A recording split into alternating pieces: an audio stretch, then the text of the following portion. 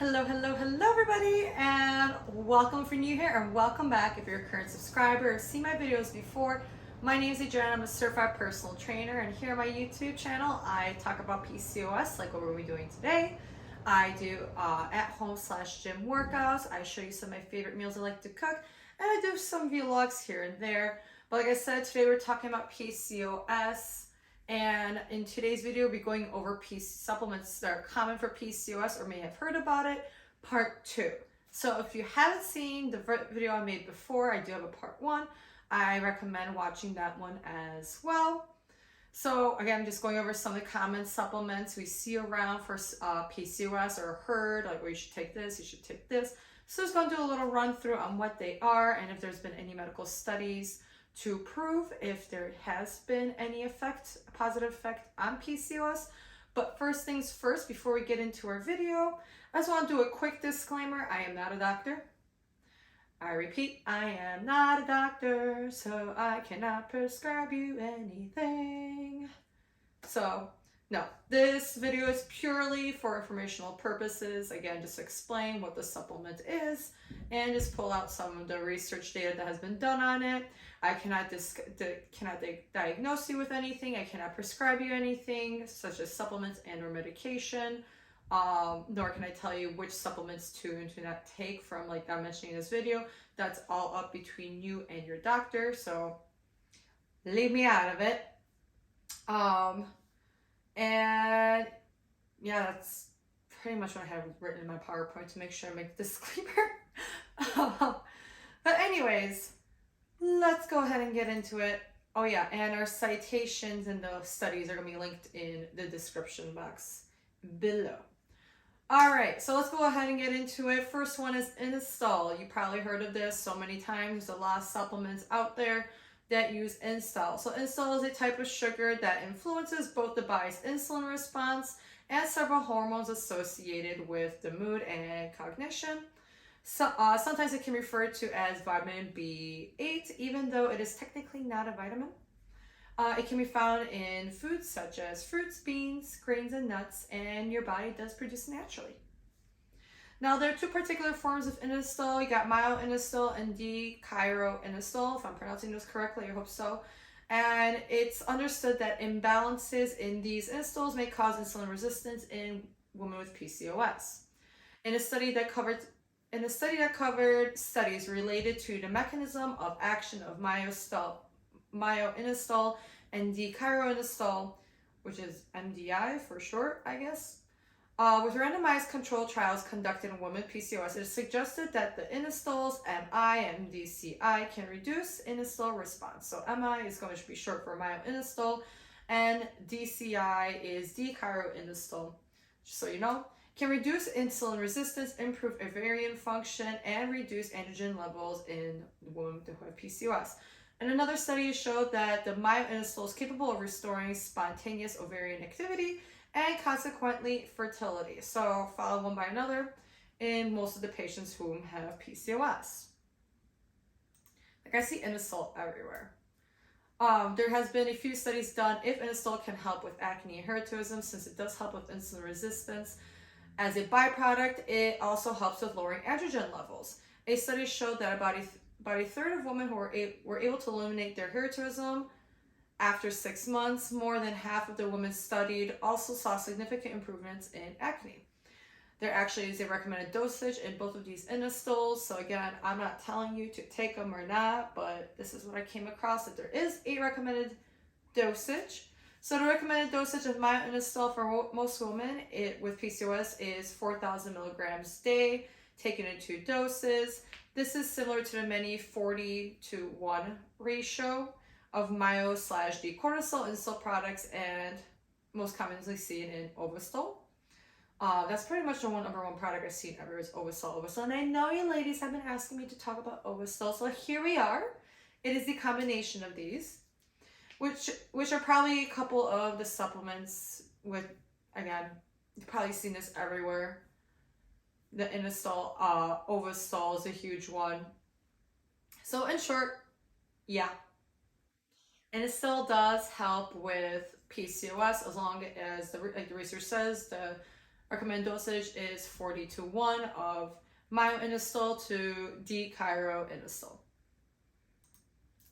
Now, the other one we're going to go over is NAC. I've been seeing this pop up quite often for plenty of social media platforms, so I definitely want to make a cover of it. NAC, which is N-acetylcysteine.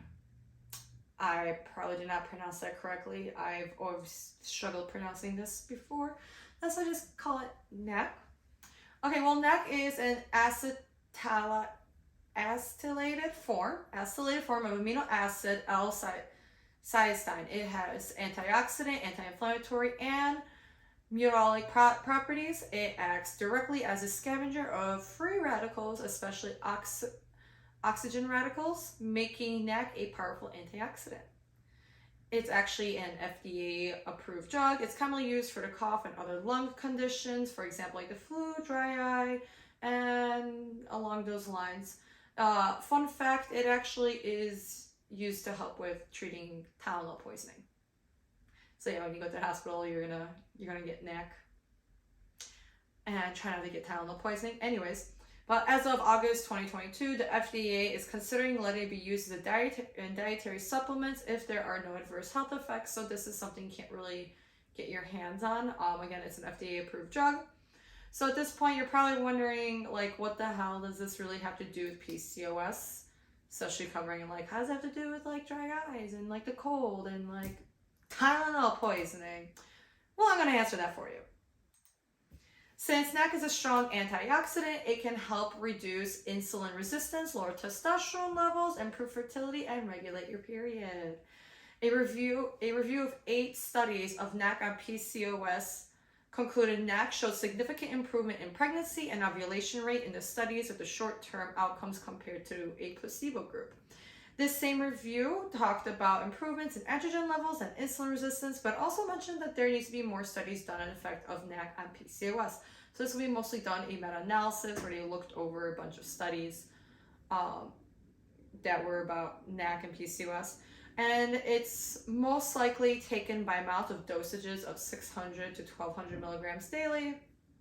But of course, you have to talk to your doctor about that. Please don't go off trying to buy this and just saying, hey, Jana, put this in the video, so I'm going to take 600 to 12. No. Talk to your doctor, see if this is the right course of action for you. Another one I just been seeing come up as well is going to be berberine. So berberine is a compound that is found in certain plants such as golden seal, barberry, Oregon grape, and tree turmeric. It has a few uses. Berberine might help strengthen the heartbeat, which could benefit people with certain heart conditions. It may also kill bacteria, help regulate how the body uses sugar in the blood, and help reduce swelling. When it comes to PCOS, there has been a few studies that say berberine can be similar to metformin, but more research needs to be done. Out of the 5 studies, 2 authors found out that the berberine induced in a redistribution of adipose tissue, reducing fat in the absence of weight loss, and improving insulin sensitivity, quite like metformin. One author demonstrated that berberine improved the lipid pattern. Moreover, 3 authors just demonstrated that berberine improved insulin resistance in theca cells with an improvement of the ovulation rate per cycle. So berberine is also effective on fertility and live birth rates. Now it's going to be a super common one that we hear about. Probiotics. You're like, how is this common? Probiotics. We hear about this all the time. Take your probiotics or prebiotics. Well, anyways, you probably heard of this supplement many times, but probiotics, if you haven't heard of it before, they are live bacteria and yeast that are good for your digestive system. They are healthy bacteria for your gut. They help with inflammation, allergies, irritated bowel movements, just to name a few. So probiotics are important for PCOS because they restore balance to the gut ecosystem and repopulate your gut with healthy bacteria. But that's not all. There are ways in this meta-analysis, which was with 13 studies with 855 patients with PCOS. The result concluded that using symbiotics and probiotics, which is together, in women with PCOS improved hormonal and inflammatory markers. but there wasn't that much of an impact for testosterone levels. So this would be more for like improving your inflammation, gut issues, and insulin resistance, not so much for testosterone. And one of the very last ones we're going to go over today, most likely I'll have to do a part 3 because there are a lot of supplements to cover. But supplemental, very, very, very, very, very common. I see it a lot. But supplemental is a supplement made from the fruit of the Serenoa repens tree, which is a dwarf pulp tree native to the southeast region of North America. It has multiple uses. It's used for treatment of enlarged prostate, improve urinary function, and enhance hair growth. Some also use the supplement to boost libido, fertility, and reduce inflammation. A combination of zinc and supplemental can help your body eliminate extra testosterone, which caused by PCOS. These supplements actually reduce the enzyme 5-alpha reductase that converts testosterone into a more powerful androgen called DHT, which amplifies the effects of testosterone. So DHT is kind of what is behind like male hair pattern baldness, like hair loss, hair thinning. So supplemental, especially with zinc, I believe I covered zinc in my first video, is going to help with DHT and lowering it down. A small study in 2014 of 25 males showed positive results when the participants used topical supplemental and 10% triogen as a treatment. The study showed a 11.9% hair count increase after 4 months. So they used this topically versus orally. A second small study of 50 males compared the effectiveness of topical supplemental for treating male hair baldness. Hair count increased at weeks 12 and 24 compared with the baseline. Now, while the study, I know I'm just saying this is about males and male pattern baldness, but while like the study was focused on men, the same anti-androgen activity of supplemental extract works for women with PCOS too. DHT is responsible for male hair pattern baldness, but also it's not just men who suffer from pattern baldness, it is women as well. Of course, there needs to be studies done specifically with supplemental and PCOS, but looking at what some of the articles out there and studies have been saying that potentially it should help with women the same way it has helped with men due to DHT and the high and increased testosterone levels. So again, talk to your doctor if you want to take that, if you want to try this out. I've definitely seen positive reviews about supplemental of women with PCOS who've been taking it and they're loving effects. Again, time is everything. This is not going to fix it in 3 weeks. Like this is one of the studies mentioned, it took 4 months. Then it said 12 to 24 weeks. So you're looking about anywhere starting maybe seeing results. And this is usually for almost any supplement you take when it comes to like hair and stuff like that. It does take like 3+ months for you really to start seeing the effects. But once again, these studies are linked down below in the description box. Please consult your doctor before taking any new supplements. Again, I am not a doctor. I am a personal trainer. I'm just sharing these studies and these findings and explaining to you what some of these common supplements are. If you're coming across them, so you're scrolling through TikTok, looking through Instagram, like you're seeing people post this, and you kind of don't know where it is or what it means, and there's any studies done behind. This is why I decided to be making these type of YouTube videos.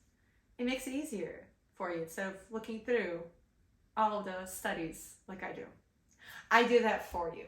But with that being said, this is to open up conversations with your doctors and see what will be the best line of action for you to take in regards to your PCOS. And of course, as always, I really do appreciate you watching this video and making it to this point.